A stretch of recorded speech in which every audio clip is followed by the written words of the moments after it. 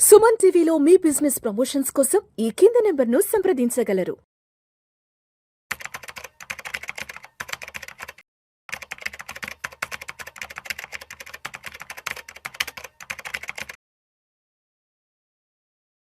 నమస్తే, welcome to Vishnu talks. నేను విష్ణు. ప్రస్తుతం నాతో పాటు స్టాక్ మార్కెట్ అనలిస్ట్ హర్ష ఉన్నారు. వారితో మాట్లాడదాం. నమస్తే హర్ష. నమస్తే. Welcome to Vishnu talks and welcome to Suman TV. Thank you. So Harsha, ఈ వీడియోలో కాస్త డీటెయిల్డ్గా గోల్డ్ అండ్ సిల్వర్ ప్రైసెస్ గురించి మాట్లాడుకుందాం. ప్రస్తుతానికి 24 క్యారెట్స్ 10 గ్రామ్స్ అయితే ఆల్మోస్ట్ 1,18,000 క్రాస్ అయిపోయి 1,20,000 25,000 వైపు పరుగులు పెడుతుంది. సిల్వర్ విషయానికి వస్తే కేజీ దాదాపు 1,41,000 42 43 వద్ద పరుగులు తీస్తుంది, ఇంక్లూడింగ్ 3% జిఎస్టీ. ఇప్పటివరకు మనం మాట్లాడుకుంది రిటైల్ షోరూమ్ ప్రైసు. ఎందుకంటారు బంగారం ధరల్లో ఇంత పెద్ద ఎత్తున ర్యాలీ వస్తుంది? అండ్ ఒక్కసారి అసలు లాస్ట్ 3 ఇయర్స్ అంటే దీపావళి టు దీపావళికి బంగారం ధరలు ఎంత పెరిగాయో చూస్తే 2023 దీపావళి అప్పటికి ఆల్మోస్ట్ 17.60 రిటర్న్స్ ఇచ్చాయి. అంటే 17% ప్రైసెస్ రిటర్న్స్ అనేవి ఎక్కువ వచ్చాయి. అండ్ 2024 చూస్తే గోల్డ్లో 41.43% రిటర్న్స్ వచ్చాయి. అండ్ ఇప్పుడు ప్రజెంట్ 2025 సెప్టెంబర్ నాటికి ఆల్మోస్ట్ 45% రిటర్న్స్ గోల్డ్ నుంచి రావడం జరిగింది. ఎందుకంటారు పర్టికులర్గా లాస్ట్ 3 ఇయర్స్ నుంచి గోల్డ్లో ఇంత పెద్ద ర్యాలీ రావడం జరిగింది? సో గోల్డ్ గురించి మనం అర్థం చేసుకోవాలంటే as an investment class just last 3 years కాకుండా ఒక 15 ఇయర్స్ వరకు వెళ్దాం. 2010-11 నుంచి 2020 ఒక డెకెడ్ వరకు గోల్డ్ మీకు ఆల్మోస్ట్ 0 రిటర్న్స్ ఇచ్చాయి. లాస్ట్ 1 ఇయర్ గా మనకి స్టాక్ మార్కెట్ ఎలాగైతే 0 ఇచ్చిందో 2010 నుంచి 10 సంవత్సరాలు ఆల్మోస్ట్ గోల్డ్ 0 రిటర్న్స్ ఇచ్చాయి. జనరల్ గా ఏంటి, మనుషుల దగ్గర లైక్ ఇన్వెస్టర్స్ దగ్గర ఉండే డబ్బులు ఎక్కడెక్కడ పెడతారు? ఒకటి వచ్చి బ్యాంక్ అకౌంట్లో పెట్టుకుంటారు, లేదా రియల్ ఎస్టేట్లో ఇన్వెస్ట్ చేస్తారు, లేదా గోల్డ్ కొంటారు, లేదా స్టాక్ మార్కెట్లో కొంటారు.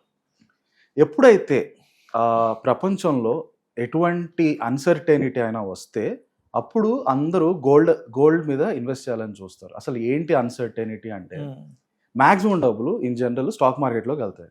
స్టాక్ మార్కెట్ అంటే ఏంటి? కంపెనీస్, ఆ కంపెనీస్కి ఎంత లాభాలు ప్రతి సంవత్సరం తీసుకొస్తున్నాయి, వాళ్ళు వచ్చే లాభాలు బట్టి స్టాక్ మార్కెట్లో స్టాక్ ప్రైస్లు పెరుగుతాయి.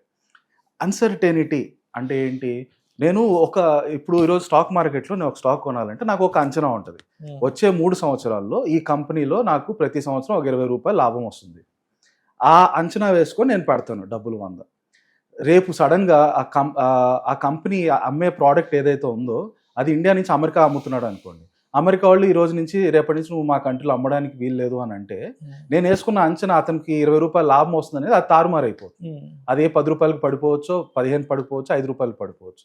ఎప్పుడైతే ఇలాంటి తారుమారు సిచ్యువేషన్లు వస్తాయో అలాంటి టైంలో జనాలు స్టాక్స్ మిగతావన్నీ వదిలేసి గోల్డ్ కొనాలని చూస్తారు. ఇన్ జనరల్గా అన్సర్టెనిటీ, ప్రపంచంలో ఎటువంటి అన్సర్టెనిటీ వచ్చినా గోల్డ్ ప్రైజులు పెరుగుతాయి. 2019లో ఎస్పెషల్గా గోల్డ్ ఆల్మోస్ట్ 11 నుంచి 19 వరకు ఒక 9 ఇయర్స్ నార్మల్గా ఉండి 0 రిటర్న్స్ ఇచ్చి అక్కడి నుంచి పెరగడం మొదలుపెట్టింది. 2019లో ఏం జరిగిందంటే అమెరికా చైనా మధ్యలో తారిఫ్ వార్, మన ట్రంప్ ఫస్ట్ టర్మ్లో ట్రేడ్ వార్ మొదలుపెట్టాడు. చైనా మీద తారిఫ్లు, ఈ రోజు నుంచి చైనా నుంచి వచ్చే ప్రోడక్ట్స్ అన్నిటి మీద డబ్బులు 10% ఎక్కువ కట్టాలి, 50% ఎక్కువ కట్టాలి, అలా స్టార్ట్ చేశారు.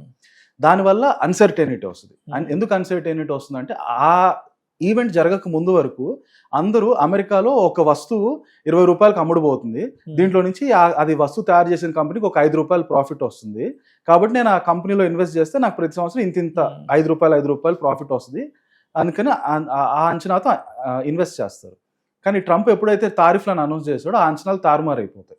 ఎందుకు? ప్రోడక్ట్ ప్రైసే మీరు చైనా నుంచి వచ్చే ప్రోడక్ట్ ప్రైస్ మీద రేటు పెంచేసినప్పుడు ఆ కంపెనీ ఆ మొత్తం పెంచిన పెరుగుదలని మార్కెట్లోకి తీసుకెళ్ళలేదు. ఒక అరటిపండు 20 రూపాయలకు అమ్ముతున్నారు, చైనా నుంచి వస్తుంది అనుకోండి, దాని సడన్గా రేపటి నుంచి 25 రూపాయలు అంటే అది అమ్మకాలు తగ్గిపోతాయి. కాబట్టి ఆ కంపెనీ ఎంతైతే తారిఫ్స్లు పెంచాడో దాంట్లో కొంత వాళ్ళ ప్రాఫిట్స్ని కూడా తగ్గించుకుంటారు, రేటు తగ్గించడానికి, ఒక 22 రూపాయలు పెంచడానికి. అంటే మిగతా 3 రూపాయలు వాళ్ళ ప్రాఫిట్స్లో తగ్గిపోతాయి.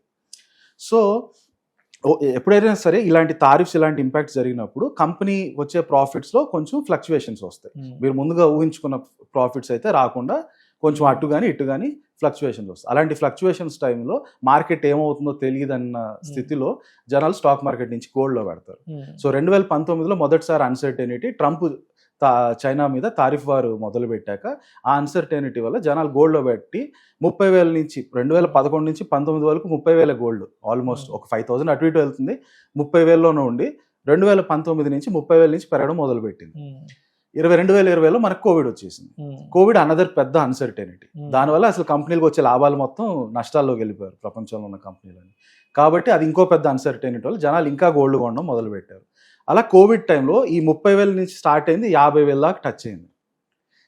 2021 నుంచి 2023 మధ్యలో వరకు ఆ 50,000కి అటు ఇటుగా అలాగే కంటిన్యూ అయింది. 2023లో ఏం జరిగిందంటే, ఎస్పెషలీ మన 2022 రష్యా ఉక్రెయిన్ వార్ అప్పుడు అమెరికా ఒక చాలా పెద్ద తప్పిదం చేసింది. అది ఏంటంటే, రష్యా వాళ్ళ యుక్రెయిన్ మీద యుద్ధం కోసం వాళ్ళకి డబ్బులు కావాలి కదా. అయితే రష్యా కొంత సంపద అమెరికన్ డాలర్స్లో ఉంది. అమెరికా వాళ్ళు ఏం చేశారు, అమెరికా యూరోపియన్ నేషన్స్ కలిసి రష్యా ఎక్కడెక్కడైతే డాలర్స్ ఉన్నాయో అది మొత్తం ఫ్రీజ్ చేసేయండి అన్నారు. అంటే రష్యా మళ్ళీ అది వెనక్కి తీసుకునే వీలు లేకుండా చేయడం అనమాట. లాక్ చేశారు. అప్పుడు దాని ప్రభావం ప్రపంచంలో ఉన్న దేశాలన్నిటి మీద పడింది. ఎందుకు? ప్రతి దేశం దగ్గర అమెరికన్ డాలర్లు ఉంటాయి, ఇండియా దగ్గర కూడా ఉంది. ఇప్పుడు రేపు ట్రంప్కి మన మోదీ మీద కోపం వచ్చో లేకపోతే మన మీద కోపం వచ్చో ఇండియాలో ఉండే డాలర్లన్నీ ఫ్రీజ్ చేసేయండి అన్నాడు అనుకో.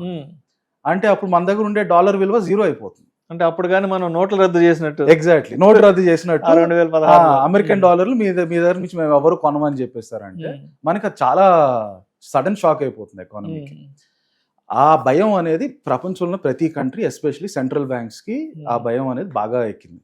ఎప్పుడైతే అమెరికా రష్యా $300 బిలియన్ ఫ్రీజ్ చేసేయమన్నారు, దానివల్ల ఏం జరిగింది, ప్రపంచంలో ఉండే సెంట్రల్ బ్యాంక్స్ వాళ్ళ దగ్గర ఉంటాయి మ్యాక్సిమం డాలర్స్ కంట్రీలోది. వాళ్ళు ఏం చేశారంటే, ఇక్కడ నుంచి ఇంకా డాలర్లు పెట్టుకుంటే చాలా డేంజరు, ఈ డాలర్లు అమ్మేసి దాంతో గోల్డ్ కొనుక్కోవడం బెటర్ మనకి. గోల్డ్ని అయితే ఎవరు ఆపలేరు, గోల్డ్ నేను ఎక్కడికైనా పోయి అమ్ముకోవచ్చు. అమెరికా నేను డాలర్లు వెనక్కి తీసుకొని అనొచ్చు, కానీ గోల్డ్ అయితే వెనక్కి తీసుకొని అమెరికా అనకపోతే వేరే కంట్రీకి పోయి నేను గోల్డ్ అమ్ముకోవచ్చు. కనుక సెంట్రల్ బ్యాంక్స్ అందరూ కూడా వాళ్ళ దగ్గర ఉండే డాలర్స్ని తగ్గించుకుంటా ఆ డబ్బులతో గోల్డ్ని కొనడం మొదలు పెట్టారు. ఓకే, ఇది ఇంతకుముందు గతంలో ఎప్పుడు అలాంటి సిచ్యువేషన్ రాలేదు. సడన్ గా ప్రపంచంలో ఉన్న సెంట్రల్ బ్యాంక్స్ అందరూ గోల్డ్ కొనడం మొదలు పెట్టారు.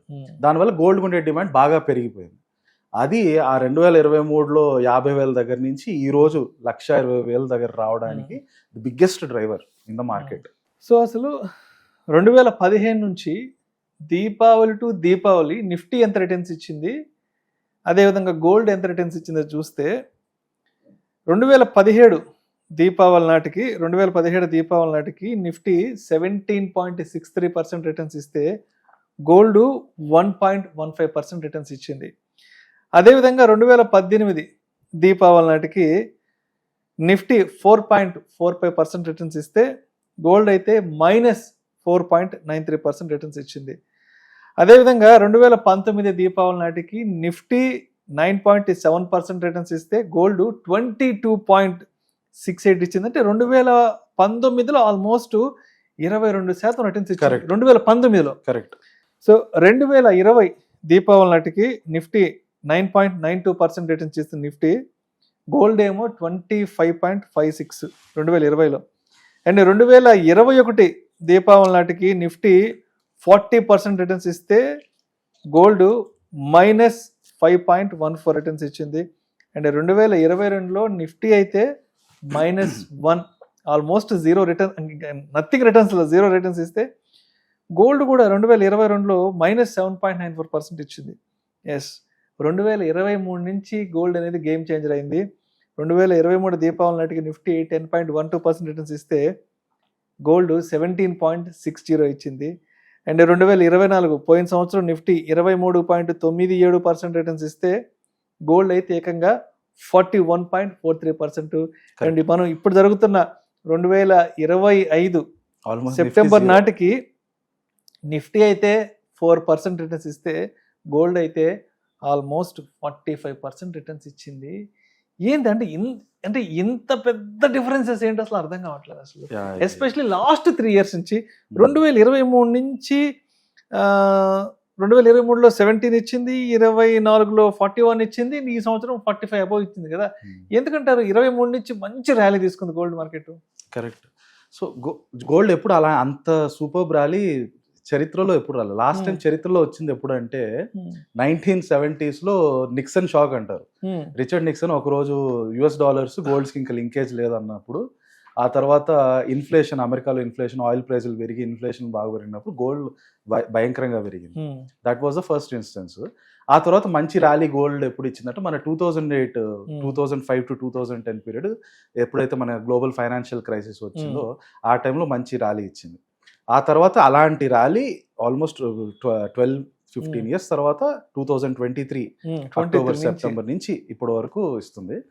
The biggest driver once again central bank buying.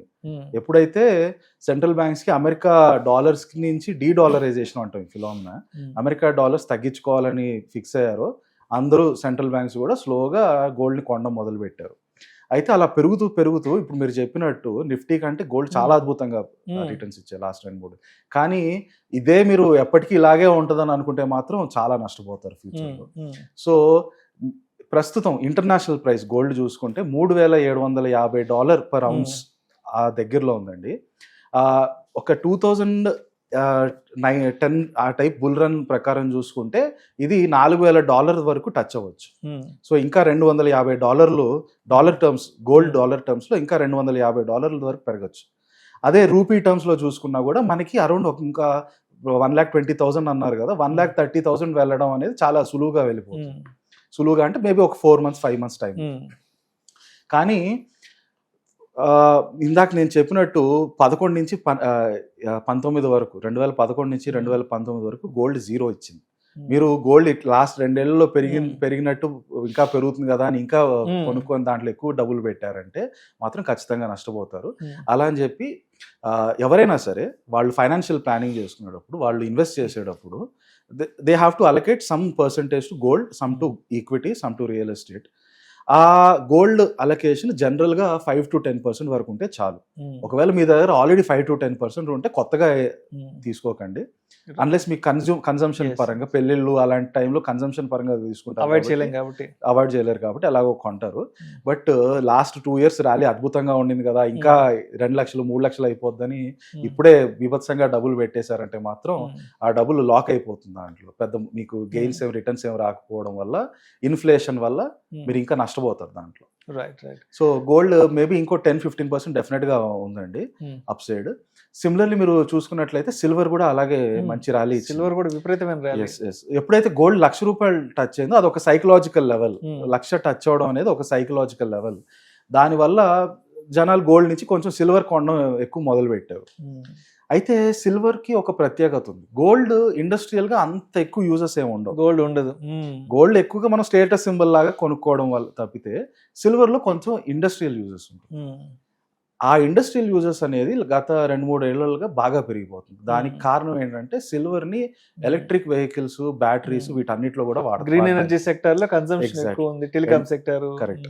Entire కొత్త ఎమర్జింగ్ సెక్టర్స్ ఏవైతే ఉన్నాయో వాటన్నిటిలో సిల్వర్ వాడకం పెరుగుతోంది. అందుకే మీరు చూసినట్లయితే అమెరికా కూడా సిల్వర్ ని ఒక క్రిటికల్ రిజర్వ్ గా పరిగణించింది కొత్తగా, రీసెంట్ గానే. ఎప్పుడు చేయలేదు అలా, ఈ రీసెంట్ గా చేయడం కారణం ఏంటంటే ఫ్యూచర్ లో మనకి సిల్వర్ చాలా అవసరం ఎక్కువ ఉంది కాబట్టి ఊరికే సిల్వర్ ని బయట దేశాలకు అమ్మకండి, మాక్సిమం అమెరికాలో వచ్చే ప్రొడ్యూస్ చేసే మైన్ చేసే సిల్వర్ ని అమెరికాలోనే ఉంచండి అని చెప్పి దాన్ని క్రిటికల్ గా పెట్టడం జరిగింది. సిల్వర్ లో కూడా గోల్డ్ టైప్ లో సిమిలర్ అప్సైడ్ ఉండొచ్చు. అండ్ ఇంకొక విషయం ఏంటంటే మన రూపీ డెప్రిసియేషన్.